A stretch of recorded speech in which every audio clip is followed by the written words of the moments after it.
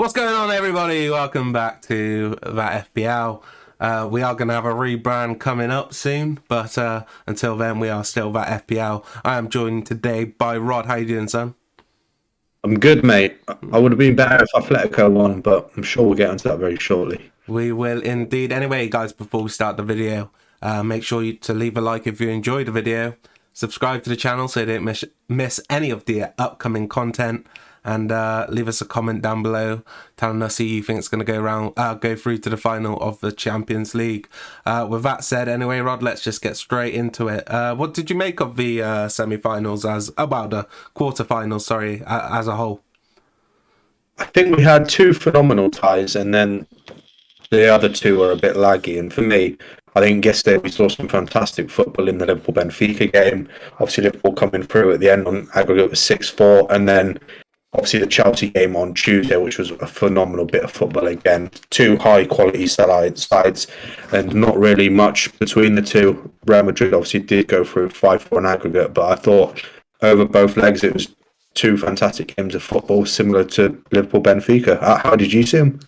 Yeah, I really enjoyed the Chelsea Real Madrid game and tie in general. I felt like with my love of football going down recently with United, this sort of tie brought my love of football back, and it was brilliant, both legs. I was the only one who was saying that Real Madrid were going to go through out of you and Jack, and yeah, I was happy with the fact Real Madrid went through. I was disgusted with the refereeing performance in the Atletico versus Man City game. Never a red card. Nothing wrong with that, in my opinion. But no, I thought all the other ties were okay. Obviously, the Villarreal versus Bayern game was a bit slow. Bayern just looking way off the pace to what we know of them. Liverpool versus Benfica as a whole on a tie was really good. I think it was really good to see a smaller team kind of test Liverpool. I think that they struggled because they did have issues with defence against Liverpool, and I think most teams will. They probably got one of the best forward lines, especially with the rotation they've got now in world football. And Atletico versus Man City was a really intense tie from the first leg all the way to the end of the second leg. And I really enjoyed it. But the games I was most intrigued by were the Real versus Chelsea and Atleti versus Man City tie. Yeah, so I guess let's get into the Real Madrid Chelsea tie. Starting obviously with the first one, 3-1 Real Madrid at the Stamford Bridge. I Yeah. think Chelsea would be really disappointed. Yeah, they will be, most definitely. I think they threw the game away in that tie. Obviously, they were superb against Real Madrid at the Bernabeu, and Real Madrid looked off the pace at the Bernabeu, but Chelsea threw the tie away in the first leg. I felt that it was kind of, I thought Real Madrid were really good, though. It wasn't just Chelsea being poor. Obviously, Mendy gifted a goal to Benzema, but I think in general the tie was tight in terms of the game. I think obviously Chelsea were able to bring it back. I think the first game was tighter than the scoreline suggested, but for me, I wasn't really surprised. I thought Real Madrid were favourites going into this tie beforehand. That's why I picked them. I just feel like if you look at their team, they've managed to bring in new talent since the talent of previous years has kind of fallen off, but they've managed to keep that core of Modric and Toni Kroos, which I think is so important to them. Yeah, so obviously I want to touch on the second tie as it's fresh in our minds. I thought it was a fantastic game of football. I thought Chelsea were very good, opened the scoring early through Mount, and then you think, okay, the tie's on, and then later in the second half, Rudiger scores, and they're level on aggregate, and then I think Alonso got a very unfortunate goal disallowed. For me, I thought it was a goal. I don't know, very harsh on ball. And you see Werner score, and you're like, oh my god, Chelsea are going to do it.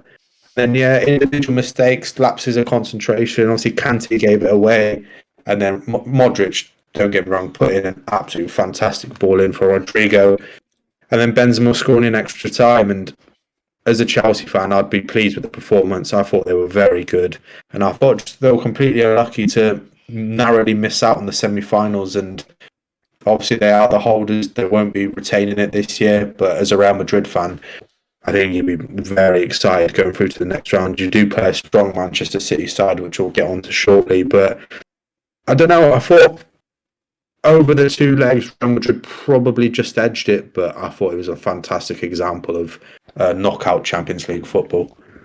Yeah, and for me, I thought that Chelsea really started the second leg with a clear vision of what they had to do. From the outset, they were pressing hard, and they gave it 110%, but it wasn't good enough on the night. I think they'll be disappointed with some of the refereeing decisions, like you talked about Alonso, potential penalty shout for Kai Havertz, I think it was, and yeah, I think it's close but no cigar. But for Real Madrid, I was really impressed with them. I think they've got a real good chance this year of actually progressing to the final. I think that City's going to be a tough game, but we might be seeing a rerun of the Liverpool Real Madrid final, which was a few years back when Bale scored that fantastic goal with the overhead kick. So yeah, I'm really interested to see what can happen for them in the semis. But should we move on to Bayern versus Villarreal? Yeah, we can touch on it. Yeah. Obviously, Yeah, go on, Rod. going into it, you think, okay, you saw Bayern obviously lost the first leg. But that's okay. They're only one goal and they're at the Allianz second leg. But they did get the goal through, I believe it was, Lewandowski on the 52nd minute. Yeah. And then you're they're going to go on and win this clearly. But throughout the game, yes, they dominated possession as you'd expect, doubling the amount of passes Villarreal had, but only registering 4 shots on target, not really testing the goalkeeper. And then Chukwueze scoring in the 88th minute, and then Bayern were at panic stations, and obviously they couldn't find a way through. And it's a huge upset. You would have, as we looked at the tie as they got drawn, we thought, okay, Bayern probably get through this quite easily. But Villarreal was showing a reason why they're through to the next round. Obviously, coming and drawing at the Allianz and winning overall on aggregate is fantastic, really. But Yeah. it's I mean, it's what knockout football's all about. You can be as good as you are in your domestic league and Bayern are top respectively in Villarreal, I think around 7th, 8th. But when it comes to knockout football, you've got to turn up on the day, and if you don't, you get punished. And Bayern over the two legs have been punished. So yeah, Villarreal through to the next round is crazy. Yeah, 100%. I agree. And for me, I think you look at Bayern, you got to question the creativity of the side. Obviously, the amount of shots on target they had over both legs was really poor. I think if they could bring in a more attacking, someone who can really break down the opposition team, it'd really help them in the future. I think you're going to see a big rebuild at Bayern over the next 2 to 3 years. I think a lot of players are aging out. You look at the likes of like Thomas Muller, you think Lewandowski's not going to be there all too much longer. And it's going to be interesting to see what new talent's going to come through for them. I could definitely see them going after someone like Wirtz at Bayer Leverkusen. I think he'd be a good signing for them. Kind of similar to Kai Havertz in a way, in the sort of position where he plays. It's like, it's not a number 10 and it's not a number 9. It's somewhere in between. So that'll be an interesting signing for Bayern if they do manage to make that. But I think there's not been enough made of Villarreal. I think they're a very good squad in general. Obviously, Unai Emery's back there now after the Arsenal dismission. But I think they're a really good team and they're going to be dangerous, especially for Liverpool now in the semi-finals. I think Liverpool have to be careful. I think Liverpool will dominate a lot of the ball. I don't think Villarreal are the sort of team who are going to want to dictate how the game's going to be played. I think they'll be quite happy to sit deep and try and hit Liverpool on the counter-attack, and I think they're going to be very dangerous with that. I think if you look at their team, in defence, they've got someone like Pau Torres, who's been kind of talked about as one of the upcoming centre-backs in world football for a while now. In the engine room, you got experience with Coquelin and Parejo. It is Parejo. No, it's not Parejo, is it? I can't even... It is Parejo. It is Parejo, yes. And... and they're really dangerous up top as well, because through the middle, Gerard Moreno is definitely a top finisher if he can get the chances. But the place where they're most dangerous, and I think the best chance for them to really hit Liverpool is going to be on that counter-attack. They've got pace in Danjuma and Chukwueze, as you said. And, I don't think it's an easy tie for Liverpool. I think out of all the clubs, they've had the easiest route to the final, and it would be a shame for them if they was to mess it up at the final hurdle against Villarreal. But it's definitely going to be a challenging one, Rod. I think, like you pointed out there, on the counter-attack, I think that's teams who play on the counter attack are most dangerous against Liverpool, as we saw in the Man City Liverpool game on the weekend. Liverpool play a high line, they press you. If you beat the press, their line's always on the halfway line. You put a ball in behind, and you've got obviously the likes of Chukwueze, Danjuma running in behind, and I think that's where they can punish Liverpool. I think it's going to be an interesting tie for Villarreal, and will we see another upset? I'm sure we'll find out very soon, but I don't think it's an easy tie for Liverpool at all. But their route to the final has been more kinder than other teams. So 100%. Let's touch on Liverpool. Obviously, the Benfica game, and I think I was talking about it earlier. For me, I think Benfica showed a lot of positives, and the likes of someone like Darwin Núñez, who was being talked about moving to a lot of clubs in the January transfer window. Apparently, West Ham had a bid rejected, but he looks like the real deal, the young Uruguayan striker. I think for Benfica, they just didn't have enough to stop Liverpool from scoring. I think on the other end, they were very good. Obviously, scoring 4 goals over 2 games against Liverpool, that's a lot of goals to score. Obviously, we don't see teams really do that in the Premier League against them. Normally very solid with the high line, but Benfica did a good job. I think, they're going to lose a lot of talents now. You're probably going to see Darwin Núñez on the move. It's going to be if they can really replace those talents and, bring in some, bolster the defence a bit. But it was always going to be tough for Benfica. I think they did a really good job, and they kind of represented Portuguese football in a really good way. I think Liverpool, on the other hand, they'll be happy with this in the second leg. Obviously, their team they put out wasn't the strongest, but it really showed you something which I think Liverpool kind of lacked for a while, was squad depth. But now it's looking really strong, especially in those forward positions. They was able to start Jota, Firmino and Diaz, and you look at it, no Salah, no Mane, but it's still really solid for them. I'm really interested to see what's going to happen. I do favour him against Villarreal. I think it's going to be a tough tie. I think Liverpool are going to have to be on their A game, but I do fancy them, and I think it's going to be interesting to see who they could possibly get in the final. Yeah, so obviously I'm going to start on I think for me the tie was probably more or less won in the first leg, where Diaz did manage to score late on, which kind of gave him quite a big boost. Obviously taking 2 goals and defending that at home, and fantastic game of football yesterday. And I think they rotated 7 players, so it clearly shows you the strength and depth of Liverpool's squad. And obviously, on the night it was a 3-3 game, overall 6-4. But I think Benfica, they gave a very good account of themselves. But Liverpool, they're a very dangerous team, even without the likes of Mane, Salah, Jota, etc. not playing or playing different periods of the game. It's fantastic to see they can score. They can still score consecutively. Obviously, Ibrahima Konate is an absolute unit from corners, colossus, scoring 2 headers across the 2 games, which is phenomenal for him. I think he's going to be pushing for that starting spot in the Premier League now. Obviously, they rested Van Dijk yesterday. I mean, maybe that's why they conceded 3 goals. But, I mean, probably needed the rest. But on the night, Liverpool shooting 17 times compared to Benfica's 6. But Benfica registered 4 on target, so very high shot accuracy. But 6-4 is, over the 2 legs, fantastic 2 games of football, and Liverpool are going to be very pleased. Obviously, they've had the players have been rested, ready for the games they've got coming up. So interesting to see. And you touch on Núñez. I think he's got a release clause of about 80 million. So it'd be interesting to see who does activate that. They got the likes of Grimaldo, etc. So it's interesting, and fair play to Benfica. They tried, but close, but no cigar, unfortunately. 100%. Leaves us on to the last game, Atletico Madrid against Man City. I think this game was just super tense. It was all going to be about if City could get a goal in that first leg for me. I thought that Atletico had a chance of potentially getting a clean sheet at the Etihad and maybe nicking one on the break in the second leg. It didn't turn out that way.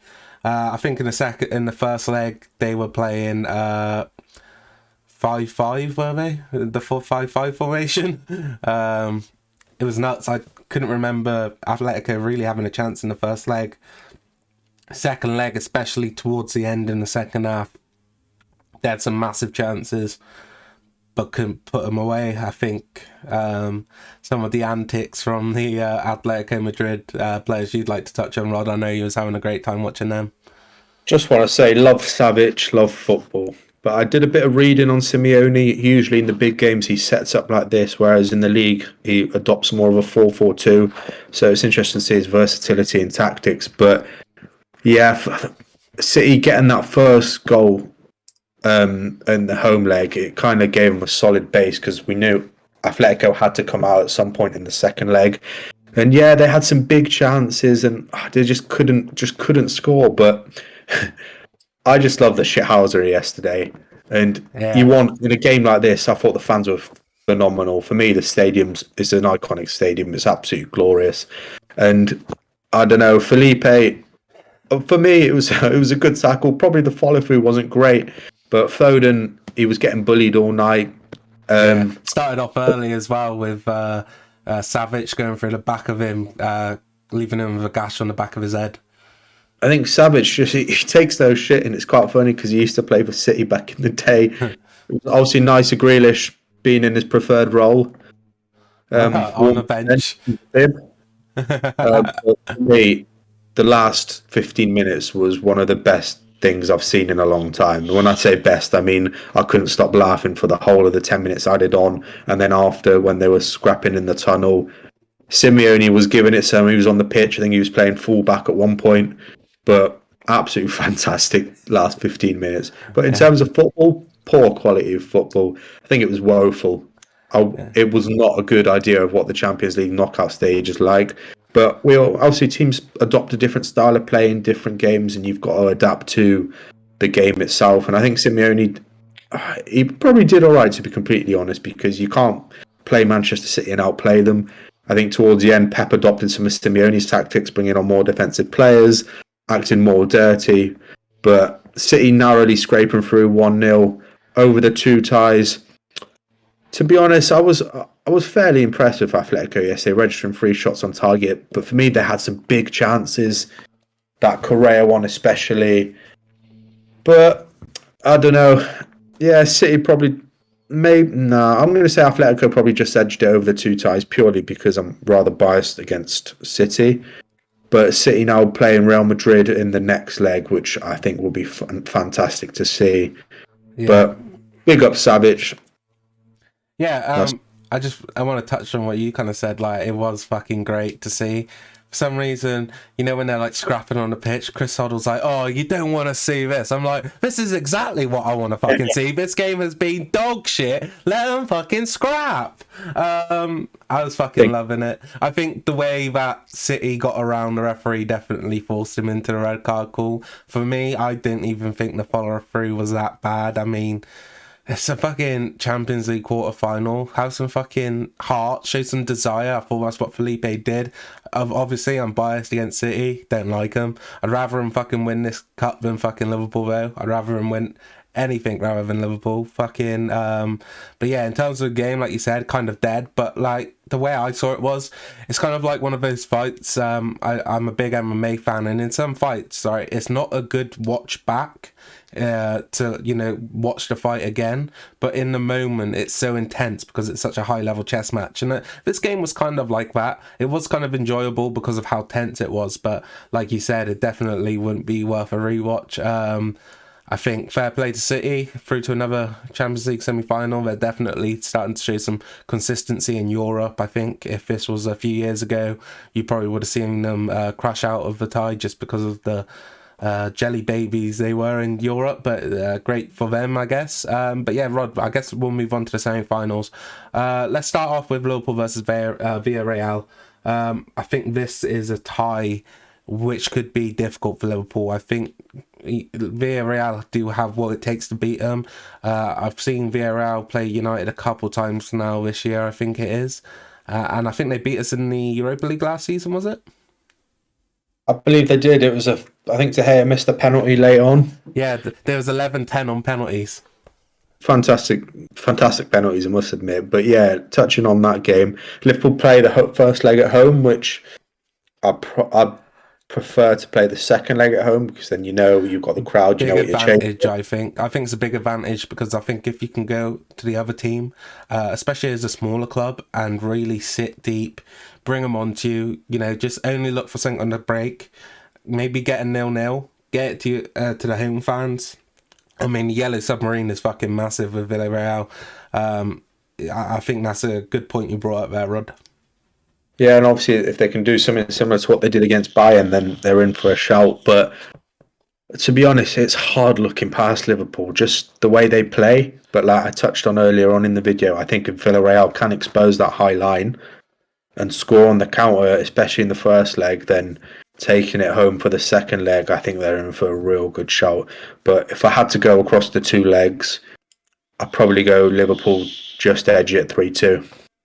Yeah, I don't see there being that many goals. I think the first leg might be 1-0 Liverpool, and I think you might see a 2-1 Liverpool in the second leg. So I'll go 3-1 Liverpool overall on the ties. And then we've got Manchester City against Real Madrid. I think City have the home leg first as well, don't they? I think that really suits Real Madrid, really, to go away to the Etihad. I don't think the atmosphere will be that hostile.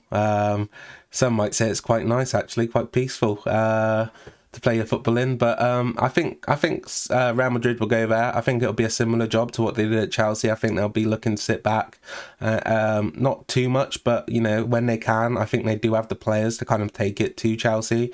I think Vinicius is going to be a player to look out for in this game. I know, Rod, you don't rate him too high overall as a football player, but I think his pace is going to cause City problems at times. I think if he can get in between the lines of someone like Diaz and Stones, get through. I think Benzema, the way he pulls off as well with Vinicius, with his pace going forward, leaves a lot of space for Benzema. I think he could get a goal in this leg. I'm actually going to go for 1-0 in the first leg for Real Madrid, and then I think the second leg's going to be really tight. I might even say it goes to extra time and penalties, so I'll go 2-1 City in the second leg. And I'll go for City on penalties at the Bernabeu. It's interesting. Obviously, just Vinicius Junior is 21 years of age, so I think he's still quite raw. You can see he's got the talent, but he needs a bit more nurturing, in my opinion. But yeah, see this tie on paper, it's fantastic. Real Madrid having 13 European Cups, whereas Man City, obviously, with their modest 0. I think they have one, don't they? They have the Super Cup back in the day, right? Manchester City? Yeah, I swear they have a European Cup somewhere. No European Cups. Maybe they have a friendly cup, but no registered Maybe European. also like the Audi Cup. I think something like that. Maybe the Carabao, back in the day, what it was called. Yeah. God knows, the Tesco Cup. But I think the first leg, I see Man City are at home. I see them dominating the ball, similar to what they did against Atletico. Obviously, I think Real Madrid will pose a bit more of a threat, but we've seen how Real Madrid can be torn apart quite quickly, and Manchester City style of football, I think they'll be able to do that. I see the first leg being 2-0 to Manchester City. Oh. Obviously, they are they did suffer some injuries yesterday, namely Kyle Walker. Looks like he's out for a long time. I've seen the slow-mo. KDB had some ice on his calf, so it's interesting. But Real Madrid at home for the second leg, I'll probably go 2-1, so over 2 ties, 3-2 City, which I don't want to see. In my ideal world, Real Madrid win both ties comfortably, and City don't get to the final, because the final is whoever turns up on the day. Form goes out the window. So in our opinion, we're saying that Liverpool City is inevitable. It's interesting. It will 2 Spanish teams in the semis, 2 English teams. Could be an all Spanish final. Could be an all English final. We'll have to wait and see. But let us know in the comments down below who you think is going to make the Champions League final. Let us know your score predictions over 2 legs. And, it's bank holiday now. So if you're in the UK and you're enjoying your bank holiday, make sure you have a good time. If you celebrate Easter, have a blast. And, me and Rod have got to go now. We've got to go and get on the lash. So, until next time, hope you have a good time. Be sure to leave a like down below if you enjoy. And subscribe to the channel so you don't miss any of the upcoming content. Until next time, take care. Peace. Bye.